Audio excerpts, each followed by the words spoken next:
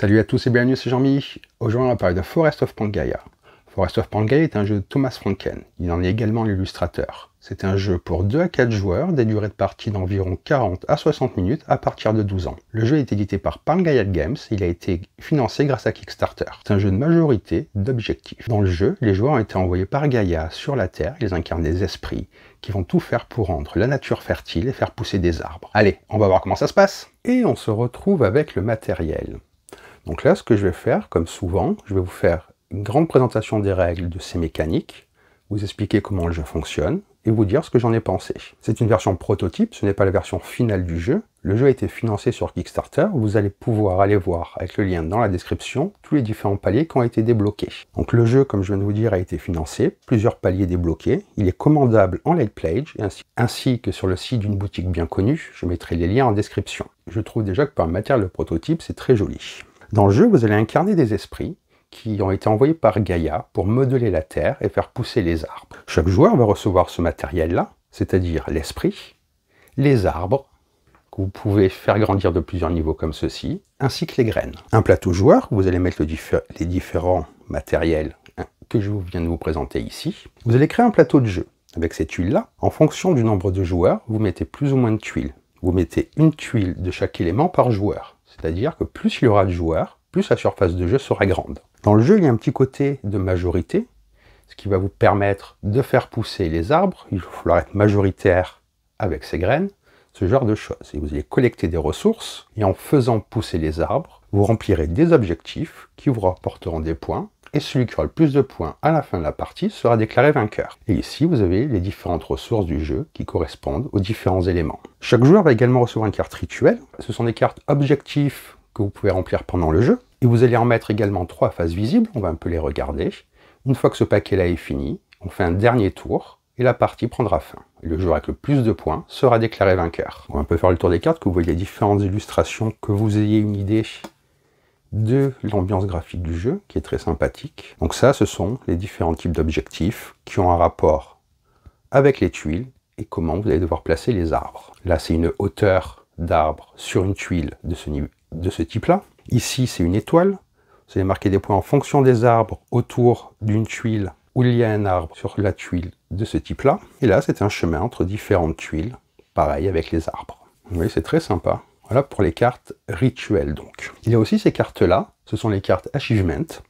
Vous allez en prendre 3 parmi toutes celles qu'il y a présentes. Et c'est des objectifs de fin de partie, le joueur qui a le plus de ci, le plus de cela, comme on retrouve souvent dans ce genre de jeu. Mais ce qui est bien, c'est qu'il n'y en a que 3 qui sont piochés, donc il y a une rejouabilité, une variété surtout, qui est assez présente. Tout comme la mise en place, comme je vous expliquais, c'est en fonction du nombre de joueurs qu'il y a le nombre de tuiles, et vous pouvez les placer comme vous voulez, en respectant certaines règles de pose. Chaque joueur va également recevoir une carte aide de jeu, bien entendu, qui est très bien faite, où c'est résumé les différentes actions que vous pouvez faire. Donc vous désignez donc un premier joueur. Les joueurs font toutes les phases d'un tour, puis c'est au joueur suivant, jusqu'à la fin de partie. Au cours de la partie, vous allez donc poser les différentes graines pour faire pousser des arbres. Là, vous rapportera des ressources. La première phase de chaque tour est la pousse des graines. Vous allez vérifier les graines que vous avez posées lors d'un tour précédent et voir, en fonction des règles bien entendu, si elles se transforment en arbres. Ensuite vient la phase d'esprit, où vous allez pouvoir choisir entre différentes actions. Et dans la dernière phase, vous allez pouvoir, comme je vais vous montrer, faire grandir d'un niveau vos arbres, comme ceci. Lors de la phase de Grow Seeds, c'est là, comme je vous disais, qui est la première phase de chaque tour. Vous allez vérifier si vous pouvez développer un arbre de votre couleur. Si une graine est seule, comme ceci, elle peut toujours se transformer en arbre. Par contre, s'il y a des graines d'autres couleurs, c'est le joueur qui est majoritaire qui va pouvoir faire pousser, en général, l'arbre de sa couleur. Il se peut que dans certains cas, les graines restent dormantes, elles vont rester sur le plateau, elles se développeront lors d'un prochain tour. Lorsque les tuiles se transforment en arbres, vous allez pouvoir récupérer certaines ressources. Lors de la phase d'esprit, vous avez le choix entre plusieurs actions. Vous allez pouvoir déplacer votre jeton esprit entre les différents lacs, et c'est ce qui va vous permettre, lorsqu'il est adjacent, de poser des graines sur le plateau. Vous allez pouvoir prier pour remplir les différentes cartes rituelles. Vous ne pouvez en faire qu'une seule par tour, bien entendu. Une fois que vous avez prié, c'est-à-dire une fois que vous avez fait les rituels, Les arbres qui vous ont servi à marquer des points vont se décomposer et vont descendre d'un niveau. On sent vraiment ce côté-là de la nature qui grandit au fur et à mesure des années. Et en fonction du type de rituel que vous avez rempli, l'arbre va descendre de plus ou moins de niveau. Et ensuite, la troisième phase de chaque tour, vous allez pouvoir dépenser les ressources pour faire grandir vos arbres.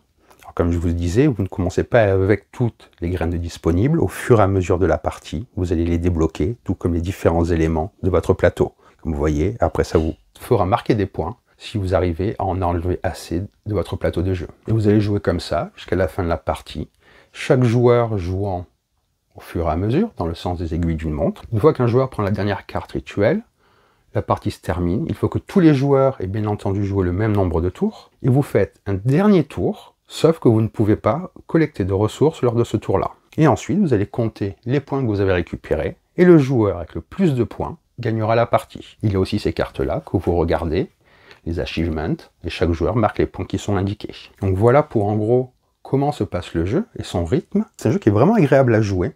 Il est assez accessible, mais permet des stratégies sur le long terme assez sympathiques, dans le sens où il y a le côté de majorité avec les graines, où il faut bien faire attention d'être majoritaire pour pouvoir développer les arbres de notre couleur. Faire également attention aux différentes cartes rituelles que vous allez tous essayer de remplir pour marquer bien entendu le plus de points. Et on sent vraiment, comme je disais précédemment, ce côté de la nature qui grandit et qui au fur et à mesure peut dépérir, les arbres qui deviennent plus petits puis qui regrossissent. On sent vraiment ce flot de nature très présent. Le jeu a vraiment un côté bucolique et naturel très agréable. Le jeu est à partir de 12 ans, mais je pense qu'avec des enfants plus jeunes qui ont l'habitude de jouer, ça peut passer très facilement. En plus, le thème, c'est un thème que vous pouvez amener sur la table avec beaucoup de joueurs, ce qui est aussi très agréable. Il y a un côté vraiment très nature, très présent, qui donne envie de ressortir le jeu assez régulièrement. Et comme je vous disais, lors de la mise en place, ça va à chaque fois changer. Donc vous allez, les premiers coups, ou les différents coups, ne sont jamais les mêmes en fonction de la manière dont ont été mis les tuiles et du nombre de joueurs qu'il y a. Et là, j'ai vraiment hâte également de voir à quoi va ressembler le jeu dans sa version finale. Alors comme là, vous pouvez le voir, je vais vous montrer ça peut-être d'un petit peu plus près. Vous voyez, les arbres sont de super qualité, c'est vraiment très beau. Ça donne un effet au fur et à mesure de la partie, où vous allez mettre les différents éléments sur le plateau. On sent vraiment ce côté élévation également, qui donne un effet très sympathique. Au fur et à mesure de la partie, on voit vraiment la planète se développer. Je vais également vous montrer ces pions-là. Donc chaque joueur en a un, c'est ce qui va vous permettre, comme je vous disais, de mettre les différentes graines. C'est très sympa aussi. C'est quelque chose que je dis régulièrement, mais je vais vous montrer la taille de la boîte. C'est une petite boîte, donc ça aussi c'est sympathique. Vous voyez, donc vous l'avez vu lors de la présentation, mais vous voyez, c'est pas une très grosse boîte, remplie de matériel de qualité. Donc vraiment un jeu très agréable à sortir et à jouer. Et j'y ai joué à différents comptes de joueurs, et je trouve que ça s'adapte très bien, justement, grâce à cette modularité du plateau.